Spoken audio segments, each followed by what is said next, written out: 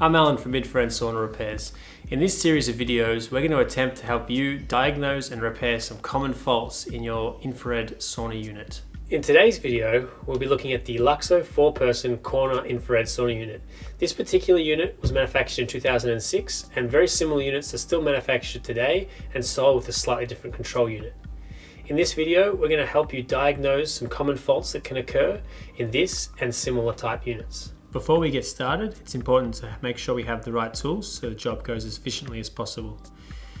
First, we need a multimeter with the voltage AC, voltage DC, and a resistance test option.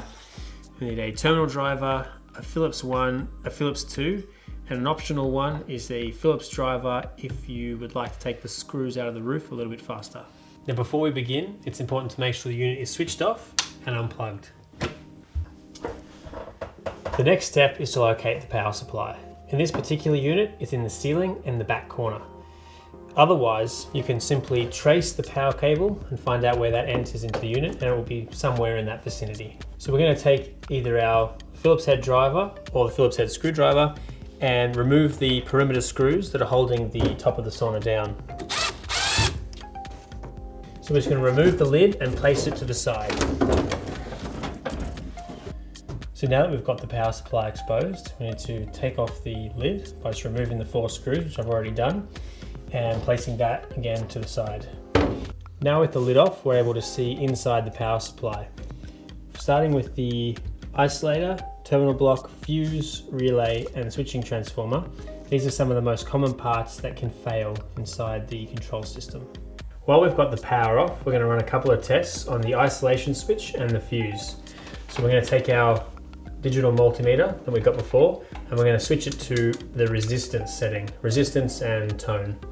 Now just making sure that the multimeter is toning, we're going to put the 2 probes across either side of the fuse.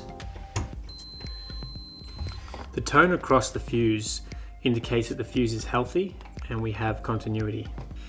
The next thing we're going to look at is the isolator. In this particular model, the isolators have been known to melt, causing loss of power to the unit and a failure. To test this, we simply leave the isolator in the on position and check across the 2 terminals, the active, and on the other side, the neutral. Perfect. Just quickly before we plug the unit back in and apply power, we want to get the unit in the best possible position for testing. So we're going to remove all the covers that are on the items we're looking at, so the switching transformer and the switching relay. So for the next lot of tests, we're going to have to power the sauna back up. So we'll simply plug it back in, being careful and mindful that this is now a live unit. So the first thing we want to do is check the AC voltage. So that's the line in. We simply select the voltage AC on our digital multimeter. So the first thing we're going to do is prove that we have power running from the line side of our fuse by simply placing one of the probes on the earth peg and the other on the line side of the fuse. So we have 240 volts all the way through to the other side. The next item we're going to be looking at is the switching transformer. This has a couple of points that we want to be looking at.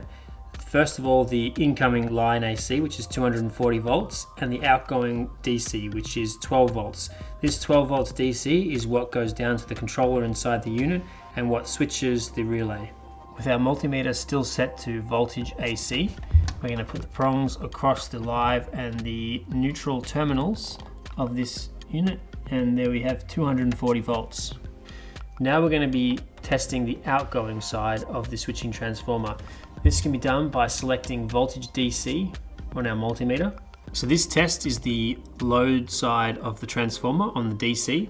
So we want to put the prongs across the positive and the negative, and we want to see a reading of 12 volts. In my experience, faults with this switching transformer are the most common across this type of sauna. So if you're not getting 12 volts DC on the line side of your transformer, it's a very good chance it's failed. Now looking at the switching relay, we have 2 sides. We have the low voltage DC switching side, and we've got the high voltage switched active. This side goes out to your heaters and is what separates the incoming fuse from the heaters themselves. The next thing we'll need to do is go inside the unit and actually switch it on. In some cases, the relay may have a light on the top that lets you know whether or not it's switched on. This can be handy in diagnosing whether the relay is the issue. So now that we've got the unit switched on, we can see the little light here on the relay. Some relays will have this light that lets you know whether they're switched on or not, which can be handy for diagnosis. Otherwise, we'll need to test across the DC switched side of that relay. Using our multimeter set to the DC again, we'll put our prongs across the two terminals and see what we've got.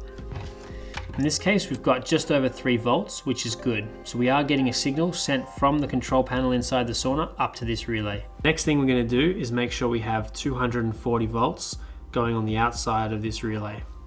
In order to do that, we'll need to select voltage AC on our multimeter, putting the probe between the earth lug and the line side of the relay, proving 240 volts, and then to the load side of the relay, again seeing 240 volts. If you aren't getting 240 volts to the load side of this relay and you have the correct voltage across the DC side of the relay, that probably means that the relay has failed.